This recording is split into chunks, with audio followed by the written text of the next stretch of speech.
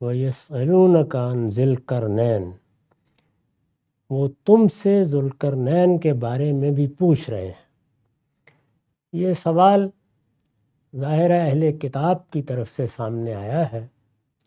اہل کتاب کے بارے میں ہم بیان کر چکے ہیں کہ وہ براہ راست مخاطب تو اس وقت ہوئے جب رسالت مآب صلی اللہ علیہ وسلم مکہ سے ہجرت کر کے مدینہ آ گئے، لیکن جب تک مکہ میں رہے اس وقت بھی ان کے لوگ مختلف سوالات پیش کرتے تھے، بعض اعتراضات القاء کرتے تھے، اور مشرکین سے یہ کہتے تھے کہ ان سے یہ بھی پوچھئے، ان سے یہ بھی پوچھئے۔ اس لحاظ سے وہ پس پردہ ہوتے ہوئے بھی مکی صورتوں میں مخاطب ہو جاتے ہیں، گاہے براہ راست اور گاہے روئے سخن ان کی طرف ہوتا ہے۔ یہ بھی انہی کا سوال ہے جس کے جواب میں قرآن مجید نے بعض حقائق واضح کیے ہیں۔ قرآن سوال کا جواب بھی اس وقت دیتا ہے جب کہ اس کے موضوع کے ساتھ اس کی مناسبت ہو۔ وہ جو بات کر رہا ہے، جو حقائق واضح کر رہا ہے، اگر کوئی چیز ان کی وضاحت کا ذریعہ بنتی ہے تو وہ سوال کا جواب دے دے گا، ورنہ اس طرح کی چیزوں کو درخور اعتنا نہیں سمجھا جاتا۔ ذوالقرنین کون تھا؟ میں ابتدائی تعارف کرا چکا ہوں۔ پچھلی نشست میں یہ بتایا تھا کہ اس سے مراد غالباً قدیم ایرانی بادشاہ خسرو ہے، جس کو یونانی میں سائرس کہا جاتا ہے۔ یہ بتا دیا تھا کہ اس کا اصل نام قرش تھا، یہی بعض اوقات قرص تلفظ بھی کیا جاتا ہے۔ 6 صدی قبل مسیح میں، یعنی سیدنا مسیح سے 600 سال پہلے یہ اپنے والد کمبوچیا کی چھوٹی سی ریاست اشنان کا والی مقرر ہوا، اور پھر اس کو برسر اقتدار آتے ہی مادہ کے حکمرانوں سے مقابلہ کرنا پڑا۔ مادہ جہاں اب عراق شام کے ممالک ہیں، اس میں فتح حاصل ہوئی، پھر فتوحات کا سلسلہ شروع ہو گیا اور اس نے ایک بڑی سلطنت قائم کر لی۔ یہ سب باتیں بیان ہو چکی ہیں۔ اب اس کے آگے میں نے اس کے تعارف میں لکھا ہے، وہ ایک صاحب ایمان اور عادل بادشاہ تھا۔ یعنی یہ تو اس کی سلطنت تھی یا اس کے زمانے کا تعارف تھا۔ وہ کس طرح کا بادشاہ تھا؟ معلوم ہوتا ہے صاحب ایمان اور عادل بادشاہ تھا، یعنی توحید کا ماننے والا، اللہ تعالیٰ کے احکام کی پیروی کرنے والا بادشاہ تھا۔ یسیع نبی کی پیشین گوئی میں اس کا نام خرس بیان کیا گیا ہے۔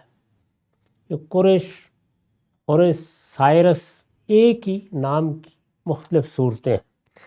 ہم جب پرانی زبانوں کا مطالعہ کرتے ہیں تو اس میں اسی طرح اپنے اپنے لہجے کے لحاظ سے لوگ ناموں میں تبدیلیاں کر لیتے ہیں۔ ہمارے ہاں عربی زبان میں بھی یہ دیکھیے کہ یونانی حکماء کے نام کیا صورت اختیار کر کے ہیں۔ یہ سائرس ہی کی ذرا سی بدلی ہوئی شکل ہے جو خسرو کے نام کا یونانی تلفظ ہے۔ ارشاد ہوا ہے، یہ یسیع نبی کی پیشین گوئی ہے، بائبل میں نقل ہوئی ہے۔ خداوند اپنے ممسوح خرس کے حق میں یوں فرماتا ہے، ممسوح یا مسیح، یہ اللہ تعالیٰ کی طرف سے جب کسی کو بادشاہی ملتی تھی یا نبوت دی جاتی تھی اور پھر اس منصب پر اسے مقرر کیا جاتا تھا، اس کے لیے تعبیر تھی۔ چنانچہ پیغمبروں کے لیے بھی یہ تعبیر اختیار کی گئی ہے۔ اس میں مسح کر کے، کچھ مقدس تیل سے مسح کر کے اعلان کر دیا جاتا تھا کہ یہ اب ہمارا بادشاہ ہے۔ تورات میں، زبور میں جو ہدایت بیان ہوئی ہے، اس کو چونکہ بائبل کے مجموعے کا حصہ بیان کیا گیا ہے، تو بائبل میں پھر اس کی تاریخ بھی اس کے ساتھ ساتھ ہی آتی ہے۔ اس سے یہ بات بالکل واضح ہو جاتی ہے۔ خداوند اپنے ممسوح خرس کے حق میں یوں فرماتا ہے کہ میں نے اس کا داہنا ہاتھ پکڑا کہ امتوں کو اس کے سامنے زیر کروں اور بادشاہوں کی کمریں کھلوا ڈالوں۔ یہ یسیہ نبی کی پیشین گوئی ہے اور یسیہ 45 میں پہلی ہی آیت میں نقل ہوئی ہے۔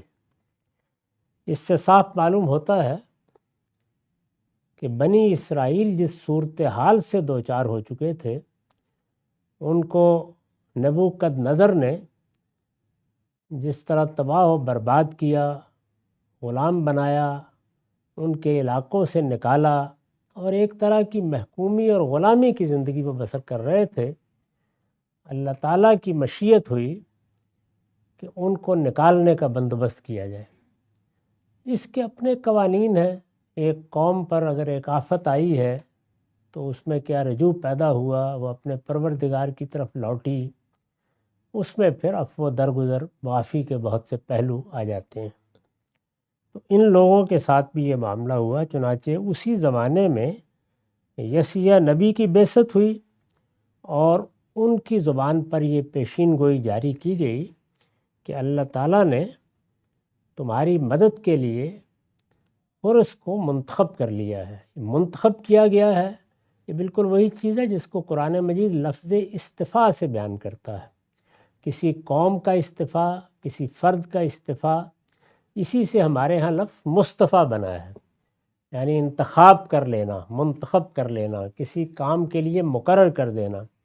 جس طرح مقدس کے معنی یہ ہے کہ اللہ نے کسی کو اپنے لیے خاص کر لیا، تو بارگاہ خداوندی کے ساتھ اختصاص پیدا ہو جائے تو پھر اس کے لیے تقدیس کی تعبیر اختیار کی جاتی ہے، اور اللہ کسی کا انتخاب کر لے تو ہمارے ہاں اس کے لیے استفاء کی تعبیر ہے۔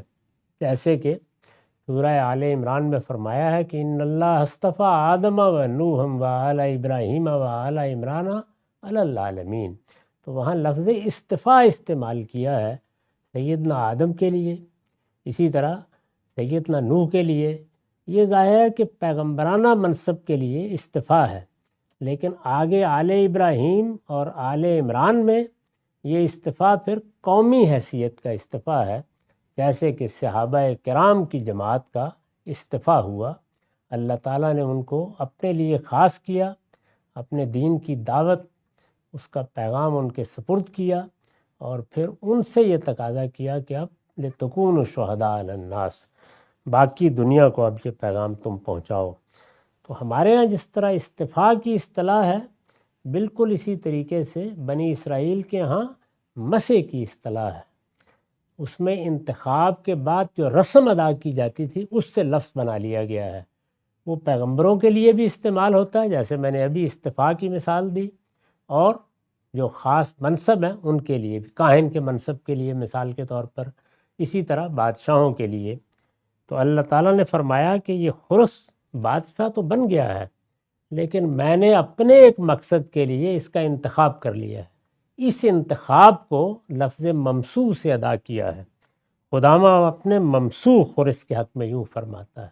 تو اس کو سمجھ لینا چاہیے، سیدنا مسیح علیہ السلام محض مسیح نہیں ہے، وہ المسیح، یعنی وہ مسیح، وہ منتخب ہستی جس کو خود اللہ تعالیٰ نے اعلان کے لیے انتخاب فرمایا۔ چنانچہ ان کا اعلان اللہ تعالیٰ کی طرف سے ہوا۔ کس طرح ہوا؟ یعنی بچپن میں، گہوارے میں انہوں نے پیدائش کے تھوڑی دیر بعد اپنی نبوت کی گواہی دے دی۔ تو اس طرح گویا وہ اس کے اب محتاج نہیں رہے کہ کسی موقع پر ان کو مسح کر کے ان کی نبوت کا اعلان کیا جائے، وہ اللہ تعالیٰ کی طرف سے ہو گیا۔ اس لحاظ سے وہ المسیح ہے۔ وہ بھی وہی مفہوم ہے، یعنی وہ مصطفیٰ ہے، اللہ کا انتخاب ہے۔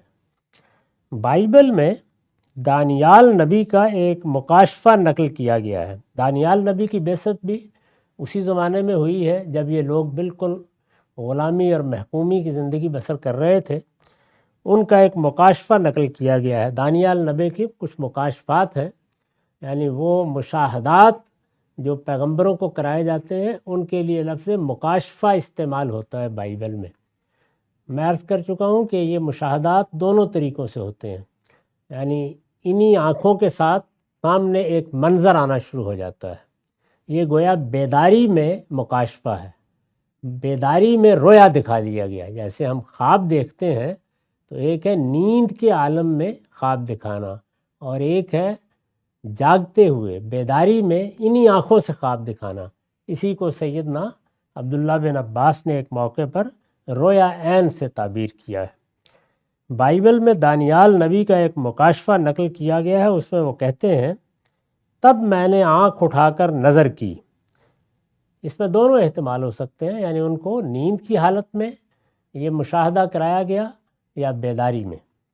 تب میں نے آنکھ اٹھا کر نظر کی اور کیا دیکھتا ہوں کہ دریا کے پاس، یعنی انہوں نے جو مشاہدہ کیا وہ یہ تھا کہ ایک دریا بہہ رہا ہے اور اس دریا کے پاس ایک مینڈا کھڑا ہے جس کے 2 سینگ ہیں۔ یہ وہ خواب دیکھ رہے ہیں یا مشاہدہ کر رہے ہیں۔ تب میں نے آنکھ اٹھا کر نظر کی اور کیا دیکھتا ہوں کہ دریا کے پاس ایک مینڈا کھڑا ہے جس کے 2 سینگ ہیں۔ عام طور پر تو بے سینگ کے مینڈے ہوتے ہیں لیکن سینگ والے بھی ہوتے ہیں، تو انہوں نے ایک مینڈے کو دیکھا جس کے 2 سینگ ہیں۔ دونوں سینگ اونچے تھے، یعنی جیسے عام طور پر مینڈوں کے سینگ ہوتے ہیں اس سے زیادہ اونچے تھے، لیکن ایک دوسرے سے بڑا تھا اور بڑا دوسرے کے بعد نکلا تھا۔ یعنی انہوں نے دیکھا کہ مینڈا ہے، پھر مینڈے کے سینگ نکلنا شروع ہو گئے، جیسے کہ مشاہدات یا خوابوں میں ہوتا ہے، اور وہ سینگ اونچے ہونے شروع ہوئے۔ ایک بڑا ہو گیا اور بڑا جو ہے وہ دوسرے کے بعد نکلا، یعنی پہلے چھوٹا نکلا پھر ایک نکلا اور وہ بڑا ہوتا چلا گیا۔ میں نے اس مینڈے کو دیکھا کہ مغرب و شمال و جنوب کی طرف سینگ مارتا ہے، یعنی جیسے مینڈے عام طور پر حملہ آور ہو جاتے ہیں تو وہ بھی حملہ آور ہو رہا ہے، کبھی مغرب کی طرف، کبھی شمال کی طرف، کبھی جنوب کی طرف، یہاں تک کہ نہ کوئی جانور اس کے سامنے کھڑا ہو سکا اور نہ کوئی اس سے چھڑا سکا۔ یعنی وہ جدھر سینگ مارتا ہے جانور بے بس ہو کے اس کے آگے سے بھاگ جاتے ہیں۔ یہ انہوں نے خواب دیکھا، یہ مکاشفہ انہیں ہوا، یہ رویا انہوں نے دیکھا۔ یہ دانیال کے 8ویں باب میں 3 سے 4 آیات میں بائبل میں بیان ہوا ہے۔ اس مکاشفے کی تعبیر، یعنی یہ انہوں نے خواب دیکھا یا یہ ان کو رویا دکھایا گیا، اس کی تعبیر کیا تھی؟ کیا مطلب تھا اس کا کہ ایک دریا ہے، اس کے کنارے ایک مینڈا ہے، وہ سینگوں والا ہے، اس کے 2 سینگ ہیں، یہ سینگ سامنے نکلنے شروع ہوئے، پہلے چھوٹا نکلا پھر ایک بڑا ہوتا چلا گیا، اور پھر اس نے دائیں بائیں سینگ مارنا شروع کر دیے۔ تو اس کی تعبیر کیا ہے؟ یہ جب انہیں دکھایا گیا، جتنے بھی رویا ہوتے ہیں بیداری میں دیکھے جائیں، یعنی پیغمبر جن کو دیکھتے ہیں، یا وہ خواب میں دیکھے جائیں، وہ ہر حال میں محتاج تعبیر ہوتے ہیں۔ اور تعبیر میں تینوں چیزیں ہوتی ہیں، کبھی بالکل مطابق واقعہ تعبیر ہوتی ہے لیکن ایسا بہت کم ہوتا ہے، کبھی واقعہ اور تمثیل مل جاتی ہے، دونوں چیزیں مل جاتی ہیں، اور کبھی سراسر تمثیل ہوتی ہے۔ تو یہاں پر مینڈا، دریا کا کنارہ، 2 سینگ، کیا مراد ہے اس سے؟ اس مکاشفے کی تعبیر جبریل علیہ السلام نے آ کے بتائی، یعنی سیدنا جبریل آئے، پہلے مکاشفہ ہوا، ایک رویا دکھایا گیا، اس کے بعد تعبیر بھی اللہ تعالیٰ کی طرف سے جبریل نے آ کر بتائی۔ اس مکاشفے کی تعبیر جبریل علیہ السلام نے حضرت دانیال کو یہ بتائی کہ 2 سینگوں سے مراد مادہ اور فارس کی 2 سلطنتیں، معاف کیجیے،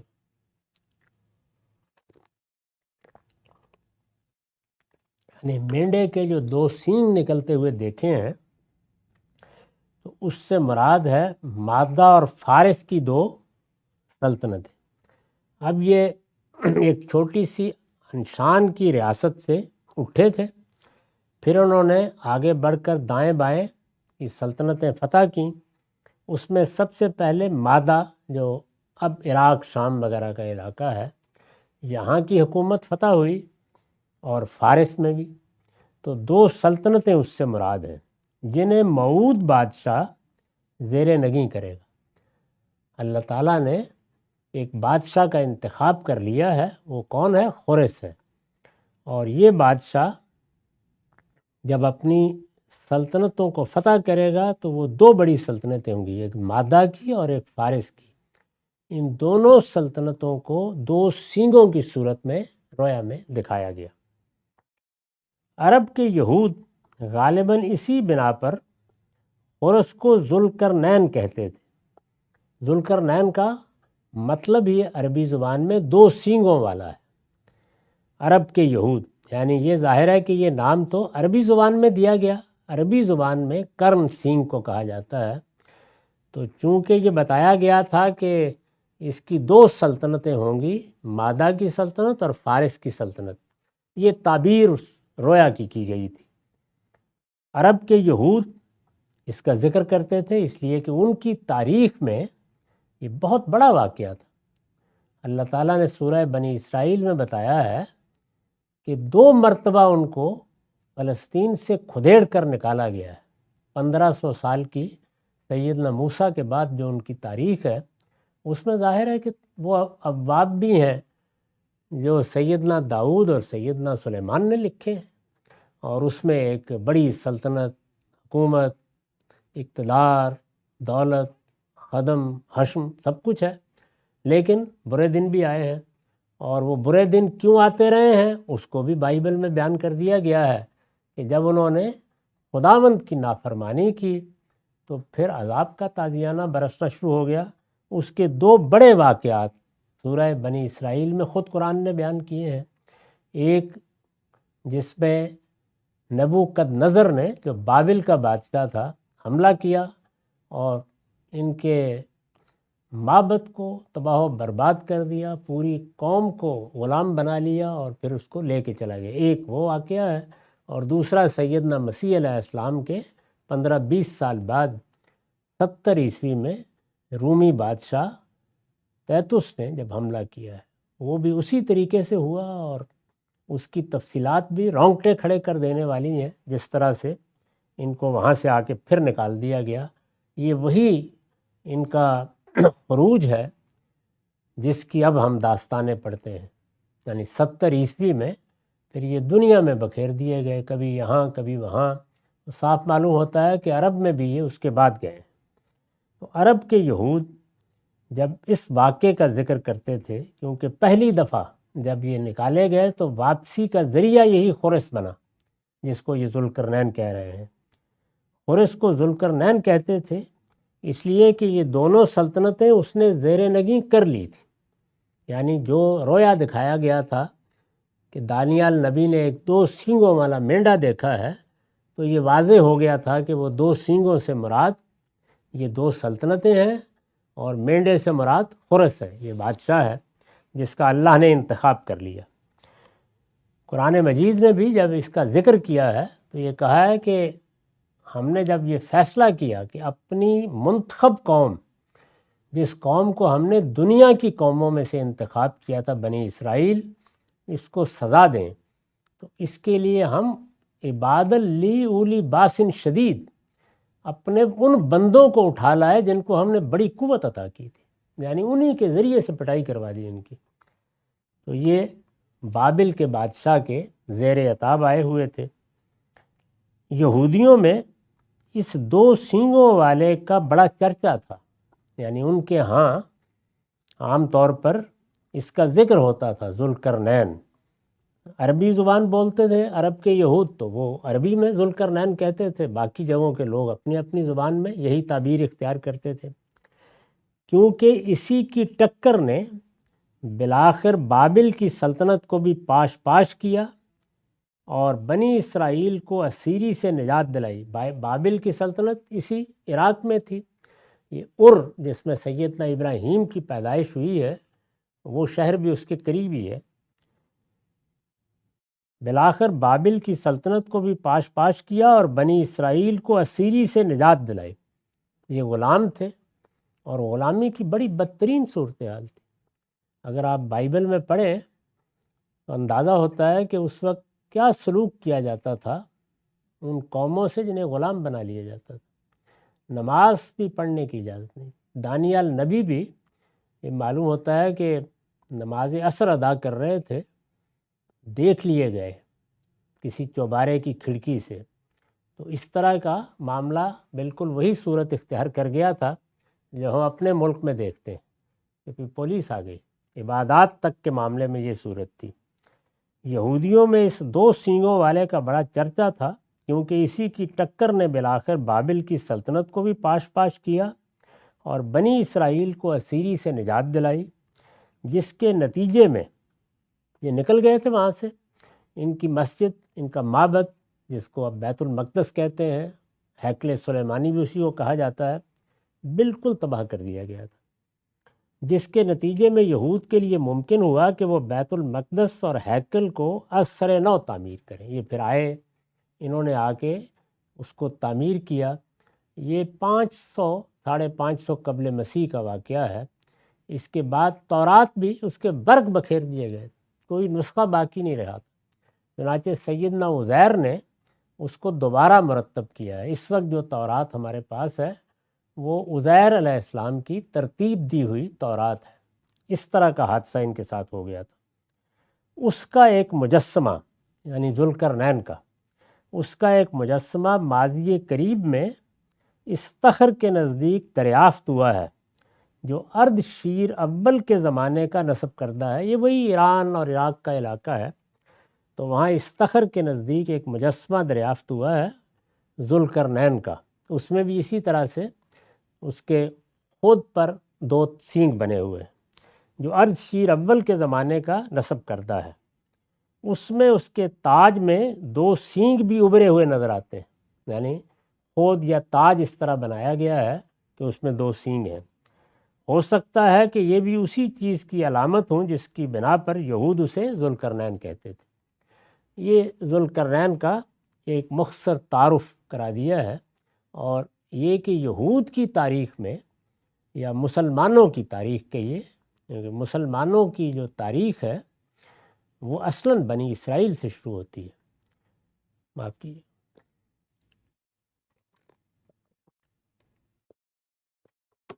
ہم یہ جانتے ہیں کہ اس سے پہلے جو پیغمبر آئے وہ کوئی امت نہیں بنا سکے۔ زیادہ تر یہی ہوا کہ 2 4 5 لوگ، ان کے واقعات بیان ہوئے ہیں، وہ ایمان لے آتے تھے، پھر قوم پر عذاب کا فیصلہ ہو جاتا تو وہ ان 2 4 لوگوں کو لے کے نکل جاتے تھے۔ لوط علیہ السلام کا واقعہ، شعیب علیہ السلام کا واقعہ قرآن میں بیان ہوا ہے۔ سیدنا ابراہیم کے بارے میں بھی بالکل واضح ہے کہ جب وہ عرس سے نکلے ہیں بابل کے علاقے سے، تو بس ان کا اپنا خاندان ہی ان کے ساتھ تھا، باقی قوم تو عذاب میں مبتلا کر دی گئی، اور اس کا ذکر بھی قرآن نے کر دیا ہے۔ تو اسی طرح کی صورت تھی۔ ہمارے ہاں عام طور پر یہ بحث ہوتی ہے نا اسلام کی تاریخ یا مسلمانوں کی تاریخ، تو اسلام کی تاریخ تو انبیاء کی تاریخ، وہ آدم علیہ السلام سے شروع ہوتی ہے اور محمد الرسول اللہ پر ختم ہو جاتی ہے۔ تاریخ اسلام کے الفاظ اسی کے لیے ہونے چاہیے۔ وہ اللہ کے دین کی تاریخ ہے، یعنی اللہ تعالیٰ نے اپنا دین آدم علیہ السلام کو دینا شروع کیا، پھر پیغمبروں کے ذریعے سے اس کی تجدید ہوتی رہی، یہاں تک کہ پھر وہ آخر میں محمد الرسول اللہ صلی اللہ علیہ وسلم کے ذریعے سے آخری مرتبہ دے دیا گیا، اور اعلان کر دیا گیا کہ الیوم اکملت لکم دینکم واتممت علیکم نعمتی ورضیت لکم الاسلام دینا۔ یہ دین اب پائے تکمیل کو پہنچ گیا ہے، اللہ نے یہ نعمت تم پر پوری کر دی ہے، اور تمہارے لیے اسلام ہی کو دین کے طور پر اختیار کیا ہے۔ تو اس طرح اسلام کی تاریخ آدم علیہ السلام سے شروع ہوتی ہے، محمد الرسول اللہ صلی اللہ علیہ وسلم جس دن دنیا سے رخصت ہوئے ختم ہو جاتی ہے۔ مسلمانوں کی تاریخ البتہ بنی اسرائیل سے شروع ہوتی ہے، یعنی ایک قوم فی الواقع مسلمان قوم وجود میں آئی۔ دنیا میں اس سے پہلے مشرک اقوام تھی، مسلمان قوم وجود میں آئی۔ اس مسلمان قوم کی جب ایک طرح سے تشکیل پوری ہو گئی تو سیدنا موسیٰ علیہ السلام کو مبعوث کیا گیا، اور پھر مسلمانوں کی تاریخ شروع ہوئی۔ تو یہ تاریخ ہے جس کے کچھ واقعات کی طرف اشارہ کیا گیا ہے کہ یہ کیا معاملات ہوئے۔ پھر دوسرا دور مسلمانوں کی تاریخ کا وہ ہے جو بنی اسماعیل سے شروع ہوا، یعنی پہلا دور بنی اسرائیل سے، دوسرا دور بنی اسماعیل سے، اور تیسرا دور اولاد یافت سے شروع ہوا ہے جب 1453 میں یہ عثمانیہ سلطنت قائم ہو گئی، اور چوتھا دور اب قومی ریاستوں کا دور ہے جس سے ہم گزر رہے ہیں۔ مسلمانوں کی تاریخ یہ ہے، اس کو الگ کر کے دیکھنا چاہیے اسی طرح سے۔ اس تعارف کے بعد اب چونکہ آگے مہمات کا ذکر ہے، یعنی قرآن زیر بحث لے آیا ہے کہ اس نے کس طرح سے فتوحات کیں، اس پر میں نے لکھا ہے کہ اس کی جن مہمات کا ذکر آگے ہوا ہے ان میں سے دو مہمیں مشرقی اور مغربی، یعنی جو سلطنت اس کی قائم تھی اس کے مشرق کی طرف ایک مہم ہوئی بڑی، ایک مغرب کی طرف ہوئی۔ ان میں سے دو مہمیں مشرقی اور مغربی تو تاریخ کی روشنی میں ثابت ہے، یعنی جو اس کی تاریخ معلوم ہے اس میں ان دونوں مہمات کا ذکر بھی تفصیل کے ساتھ ہوا ہے، اس لیے کہ اس کی فتوحات یقیناً مغرب میں ایشیائے کوچک، جس کو آپ ایشیا مائنر کہتے ہیں، ایشیائے کوچک اور شام کے سواحل تک، اور مشرق میں باختر، جس کو اب آپ بلخ کہتے ہیں، تک وسیع ہو گئی تھی، مگر شمال یا جنوب میں اس کی کسی بڑی مہم کا سراغ تاریخ میں نہیں ملتا۔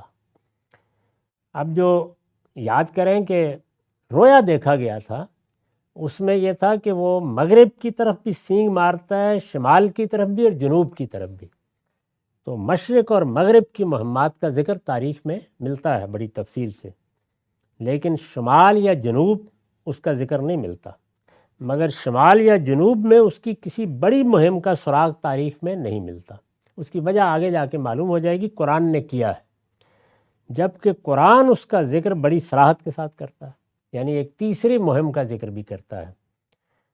تاریخ میں کیوں نہیں ہے وہ میں عرض کر دوں گا، تاہم شواہد و قرائن اس کے بھی موجود ہیں، کیونکہ تاریخ کی روح سے فرس کی سلطنت شمال میں قفقاز تک وسیع ہو گئی تھی، جن کو کوہ کاف کہتے ہیں آپ، قفقاز کا علاقہ، یہاں یہ چچنیا وغیرہ ہے، تو ان علاقوں تک وسیع ہو گئی تھی۔ یہ اس کی مہمات کا تعارف ہے۔ تو ذوالقرنین کا جو کچھ تعارف تھا وہ بھی میں نے کرا دیا۔ اس کو ذوالقرنین کیوں کہتے ہیں یہ بات بھی واضح ہو گئی، یعنی ان کی دو بڑی سلطنتوں کی تعبیر یہ اختیار کر لی گئی تھی کہ تاج پر بھی دو سینگ ہوں گے، گویا وہ علامت تھے اس بات کی کہ اس بادشاہ نے کتنی بڑی سلطنت قائم کر لی ہے، بلکہ دو بڑی سلطنتوں کا بادشاہ ہو گیا ہے۔ اس سے پہلے زیادہ تر بابل کے حکمرانوں کی سلطنتیں بڑی سلطنتیں سمجھی جاتی تھیں۔